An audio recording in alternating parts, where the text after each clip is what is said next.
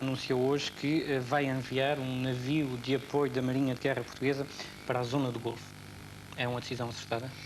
Eu penso que é uma decisão responsável e acertada. O Partido Socialista tem, aliás, nos contactos que tem travado com o Sr. Primeiro-Ministro, tem expresso a sua posição de uma forma clara. E que significa isto, num momento internacional desta natureza, com um conjunto de decisões da maior importância tomadas pelas Nações Unidas e seguidas pela UEO, ambas Portugal faz parte. Portugal não pode deixar de se afirmar na medida das suas possibilidades e aproveita esta oportunidade para dizer que, de facto, a circunstância de a base dos Açores estar a ser utilizada com os fins que se conhecem, significa, da nossa parte, um empenhamento muito sério e, nessa medida, também aqui a minha solidariedade ao povo dos Açores, na medida em que o seu contributo nesta grande questão mundial está a ser um contributo, obviamente, da maior importância. Portanto, Portugal tem os seus aliados, tem as suas políticas, estão em causa, digamos assim, questões internacionais do maior relevo, princípios da maior importância, e eu penso que se mantiver o quadro único, aliás, que concebo como possível, da aplicação das deliberações das Nações Unidas, que a decisão do Governo é acertada. E com a decisão anunciada pelo Governo, o navio de apoio logístico São Miguel vai deixar em breve a base do Alfeito, onde está atracado. O São Miguel foi construído em 1962, na Alemanha Federal, como navio mercante para a Noruega. Mais tarde, esteve ao serviço de companhias de navegação portuguesas, tendo posteriormente sido comprado em sucata pela Marinha de Guerra. O São Miguel tem 108 metros de comprimento, desloca 5.500 toneladas e tem capacidade para 40 tripulantes. A sua principal missão tem sido o transporte de pessoal e material para os Açores e a Madeira. A fragata Roberto Ivens tem já a sua próxima missão com data marcada. A 10 de setembro estará no Mediterrâneo a participar num exercício militar da NATO. A sua tripulação está a postos para navegar a qualquer momento. Esta é a fragata Roberto Ivens, da Marinha de Guerra Portuguesa, que irá participar no Mediterrâneo nos exercícios da NATO, designados por On-Call Force. Estes exercícios militares vão decorrer de 10 de setembro até ao final de outubro e são independentes de qualquer iniciativa no âmbito das ações decretadas contra o regime de Bagdá. A Roberto Ivens conta com uma guarnição de perto de 200 homens, entre oficiais, sargentos e praças.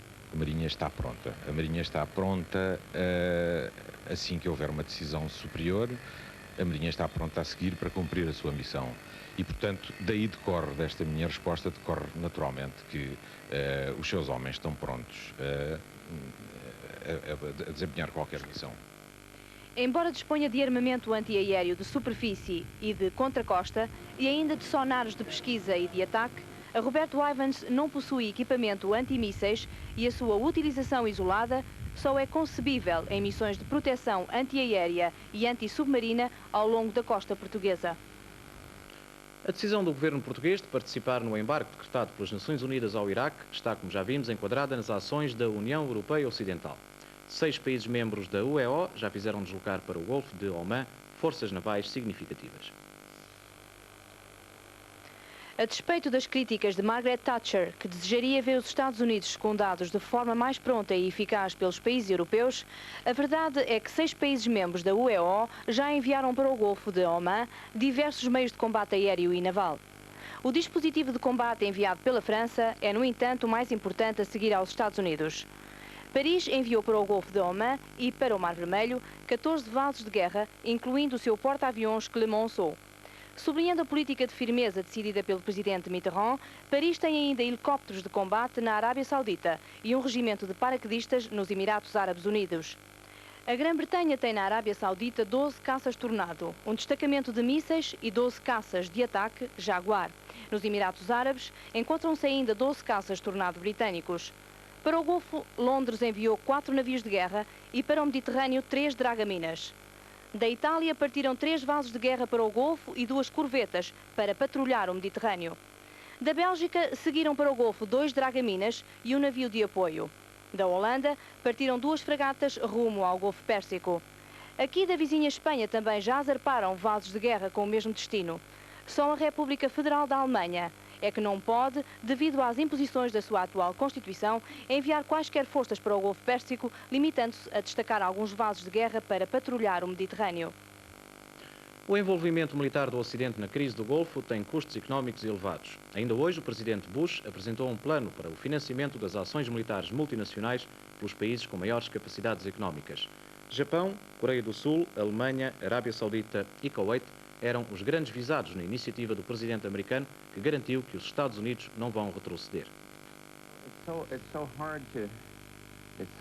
Respondendo a várias perguntas dos jornalistas presentes, o presidente americano reafirmou que não retrocederá nas posições até aqui tomadas e que, apesar de se estar a tentar a todo custo a resolução da crise no Golfo pela via diplomática, os Estados Unidos apoiam incondicionalmente todas as iniciativas que visem a aplicação da Resolução 665 do Conselho de Segurança da ONU. Quanto ao futuro imediato do problema e à própria segurança da Arábia Saudita, George Bush não tem certezas. It's very hard to predict. It's very hard to measure intentions.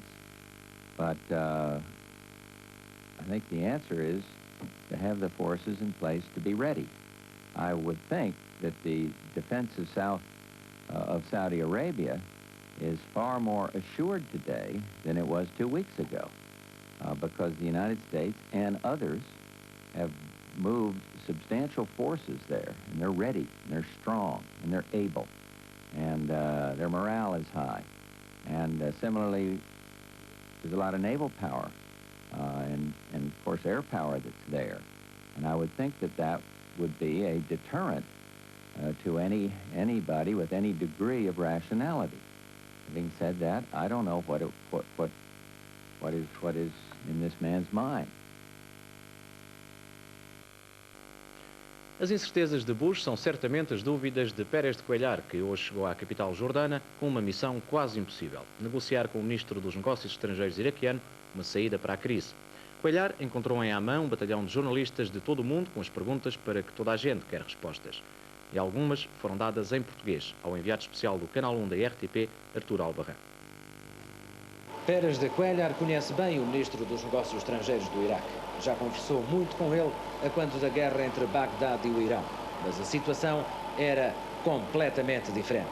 Agora, o secretário-geral não tem as mãos livres.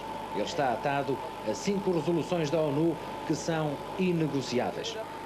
Antes de chegar aqui, Cuéllar deu indicações de que o Iraque estava na disposição de encontrar saídas. Mas a verdade é que nenhuma delas será a saída das suas tropas que ocupam o Kuwait. O facto de Saddam Hussein ter declarado o Kuwait como a 19ª província do Iraque, logo a seguir ao anúncio da vinda aqui de Pérez de Cuéllar, é interpretado em Amman como sendo impossível o abandono do território sem o uso da força militar. De resto, hoje, Pérez de Cuéllar foi já muito mais prudente quando lhe perguntamos sobre a margem de manobra com que conta nestes encontros. Well, the goodwill, which I am hopeful the government, the goodwill in the sense of wanting to solve this problem, which is an explosive one. I cannot understand that a single man in this world is prepared to sacrifice human lives. Tem alguma indicação de algum recuo ou concessão por parte do Iraque? É difícil de dizer, né? Eu estou a esperar boa vontade da parte do governo do Brasil. Será mais fácil para eles de recuar um pouco? Será mais fácil para eles ceder um pouco? I don't know. I think talvez nos problemas humanitários, não?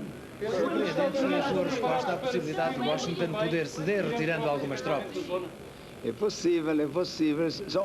Os senhores estão a me perguntar as questões que eu vou perguntar ao senhor Tariq Aziz. Se este avião partir sem que ambas as partes se tenham aproximado um pouco mais, então sim, a situação aqui no Médio Oriente, de barulhenta, passará a ser verdadeiramente explosiva. E apesar destes esforços diplomáticos, a verdade é que, de facto, no Golfo a situação é tensa e vive-se já uma verdadeira guerra de nervos. O comandante da Força Aérea do Iraque anunciou hoje que, no caso de ser desencadeado um conflito na região, o seu país atacará Israel e a Arábia Saudita com bombas e mísseis de grande poder de destruição. Por sua vez, o presidente Saddam Hussein desmentiu notícias que referiam ter havido conversações secretas entre o seu país e os Estados Unidos sobre a presente crise no Golfo. Yes. Numa entrevista que deu em Bagdá ao conhecido jornalista norte-americano Dan Rather, da cadeia de televisão CBS, Saddam Hussein desmentiu a notícia, afirmando que ela não tinha qualquer fundamento. No entanto, garantiu que o seu país está aberto a sugestões no sentido de se pôr termo ao perigoso conflito. Em Washington, o embaixador iraquiano nos Estados Unidos, Mohamed Al-Mashat, disse que se os norte-americanos prometerem não desencadear um ataque militar ao seu país, Bagdá deixará igualmente partir os estrangeiros do sexo masculino ainda retidos no Iraque como convidados. Em Helsínquia, onde se deslocou para participar numa conferência internacional, o primeiro-ministro britânico Margaret Thatcher censurou firmemente a maioria dos países da Europa Ocidental por estarem a dar aos Estados Unidos um apoio mínimo para solucionar o conflito. Apelidando Saddam Hussein de tirano e ditador, Thatcher afirmou não haver dúvidas de que, se norte-americanos e britânicos não tivessem agido muito rapidamente, o Iraque teria avançado com as suas tropas para a Arábia Saudita. Em Tóquio, o ministro japonês das Finanças, Ryutaro Hashimoto, anunciou, entretanto, que o seu país vai conceder $1.000 milhões aos governos do Médio Oriente afetados pela atual crise. Os fundos a conceder destinam-se à aquisição e ao transporte de bens e equipamentos não militares. No plano militar, os Estados Unidos continuam a preparar-se para o pior, com as suas forças efetuando treinos intensivos no deserto da Arábia Saudita, com unidades terrestres apoiadas por blindados e por meios aéreos. De uma base militar próximo de Wiesbaden, na Alemanha Federal, têm estado a partir para a região do Golfo Pérsico novos reforços norte-americanos. Fontes bem informadas disseram que os Estados Unidos planeiam elevar a sua presença no Médio Oriente, nesta fase, para um total de 150 mil homens. Uma das primeiras consequências desta crise no Golfo para as economias ocidentais está a ser o aumento da fatura petrolífera. De um modo geral, todos os governos europeus decretaram já agravamentos dos preços da venda ao público dos combustíveis. Quanto a Portugal, a fatura petrolífera poderá aumentar em 25 milhões de contos, caso se mantenham até ao fim do ano os preços internacionais vigentes este mês. O Governo está a estudar a hipótese de um novo aumento nos combustíveis, a ser anunciado provavelmente já na próxima semana. O aumento considerado inevitável face ao que está a suceder na generalidade dos países europeus. Os europeus estão a pagar mais caro pelos combustíveis desde o início da crise no Golfo. Na imagem pode ver os preços atuais de venda ao público da gasolina em 6 países da Comunidade Económica Europeia. Os preços estão convertidos em escudos e os aumentos dizem respeito só ao atual mês de agosto. Em Portugal, a 137 escudos o litro, temos a 6ª gasolina mais barata da comunidade. O gasóleo está a 89 escudos, é o terceiro mais barato na CEE. O maior impacto da crise do Golfo está a ser no fuel óleo. Em média, a indústria europeia está a pagá-lo 35% mais caro de há um mês para cá, como pode ver neste quadro. Em relação a Portugal, o Governo está a fazer contas. Dados ainda provisórios estimam em 25 milhões de contos o aumento da fatura petrolífera, caso se mantenham as cotações internacionais do petróleo vigentes este mês. Para já, um dado é certo. A subida de 5% nos combustíveis decretada o mês passado é insuficiente para cobrir o aumento nos preços de importação. Provavelmente, já na próxima semana, será anunciado um novo aumento nos preços, que no caso da gasolina poderá situar-se entre os 4% e os 6%. Gás, óleo e fuel deverão ter aumentos ligeiramente superiores. 24 Horas confirmou também não estarem previstos quaisquer aumentos para o gás doméstico e industrial, nem para a eletricidade. Joaquim Pedro, boa noite. É mesmo inevitável um novo aumento do preço dos combustíveis? É inevitável, haja em vista, por um lado, a nossa dependência do petróleo e, por outro, o exemplo que nos está a vir da generalidade dos países europeus.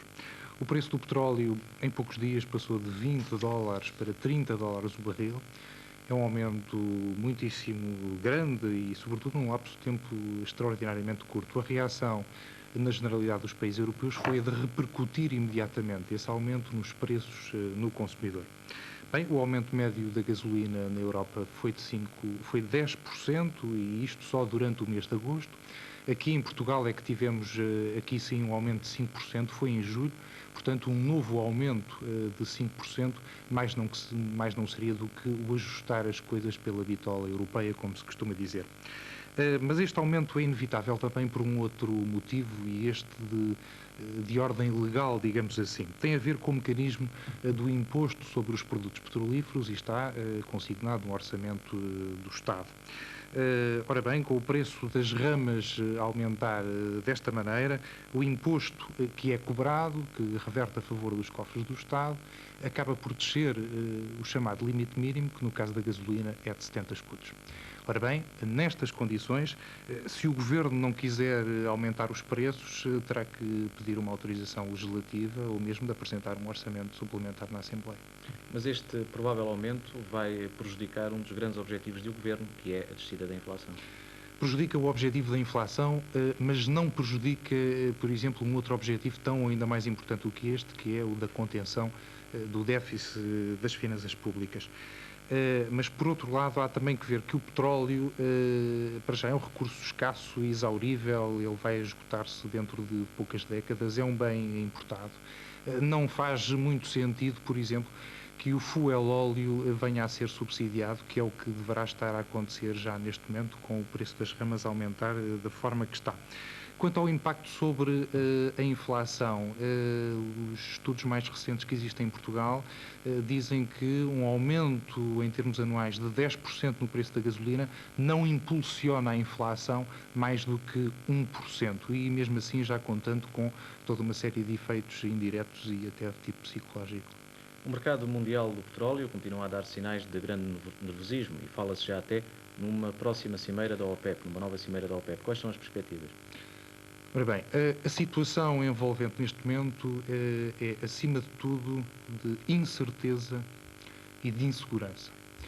O indivíduo inseguro, por natureza, tem um comportamento imprevisível e, por vezes, até perigoso. Nos negócios acontece exatamente o mesmo. Além disso, no mercado do petróleo, uma boa parte das operações não são operações a pronto pagamento e contra a entrega imediata da mercadoria. O que há são contratos de compra e venda a 30, 90 dias ou a 6 meses, mas em que o preço é determinado no momento atual. Ora, é evidente que ninguém sabe minimamente qual vai ser o desfecho desta crise daqui a 3 ou 6 meses. Mas outro problema, de momento, é o de suprir a oferta que até aqui tinha sido feita pelo Iraque e pelo Kuwait.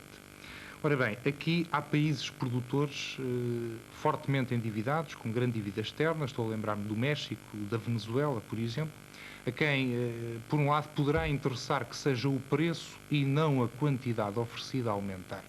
No entanto, eu estou convencido que mesmo esses países estão interessados em que o aumento não seja muito grande. Porque se o aumento dos preços do petróleo for muito grande, isso pode desencadear uma nova recessão mundial, com aumento das taxas de juros e, portanto, fazer subir os encargos das suas dívidas externas. Portanto, precisamente por isso, eu penso que um novo choque petrolífero acaba, afinal de contas, por não beneficiar ninguém, nem mesmo os próprios países produtores. Obrigado, Joaquim Pedro.